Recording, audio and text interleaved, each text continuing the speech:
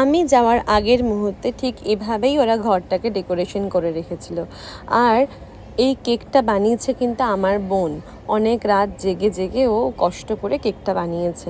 কিন্তু কেকটা অর্ডার করেছিল সবাই মিলেই, মানে আমার বার্থডেটা আমি যাদের সাথে সেলিব্রেট করেছি। এই সমস্ত ডেকোরেশন কাজ করেছে আমার বোন, মালবিকা, সিধুদা আর দীপাঞ্জন। যেহেতু তোমরা আগেই দেখেছো যে আমাকে বাবলি নিতে এসেছিলো বাড়িতে, ও আমাকে কিছু বুঝতেই দেয়নি, তো তার ফাঁকে ওরা এত কিছু করেছে। লাইফে ফার্স্ট টাইম আমার জন্য কেউ এত কিছু করেছে, মানে আমি সত্যি বলতে কল্পনাতেও করিনি কখনো যেরকম আমার সাথে কেউ করতে পারে। সবাই তো অনেক কিছু এক্সপেকটেশন করে থাকে, বাট আমার সত্যিই কোনো এক্সপেকটেশন ছিল না, এটা এক্সপেকটেশনের বাইরে ছিল। আমি দেখে ভীষণ ভীষণ ভীষণ আনন্দিত হয়েছি।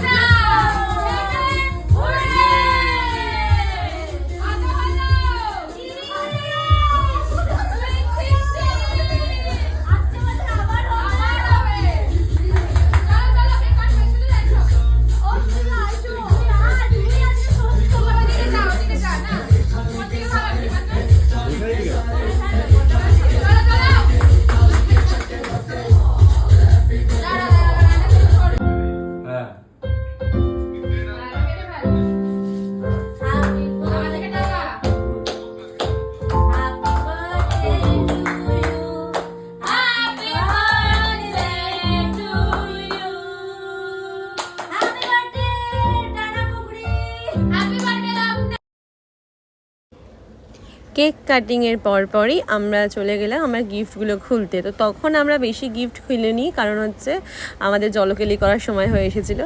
তো ওরা একটা সারপ্রাইজ গিফট আমার জন্য রেখেছিলো, সেটাই বললো যে ওই একটা গিফট অন্তত পক্ষে তুই খোল, যেটা এখন আমাদের জন্য খুব দরকার হবে। তা আমি ওদের ওপর বিশ্বাস করে আমি গিফটটা খুলতে গেলাম। খোলার পর তো দেখতেই পাবেন আমি কি পেয়েছি।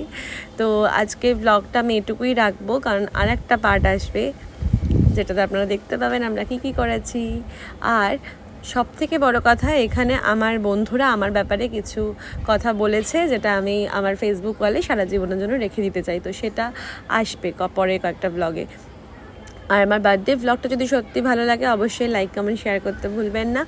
আর আপনারা সবাই আমাকে অনেক ভালোবাসা দেবেন, আশীর্বাদ করবেন যাতে আমি এভাবেই হাসতে খেলতে আমার জীবনটাকে পার করে দিতে পারি। আর সবাই আপনারা খুব ভালো থাকবেন। টাটা।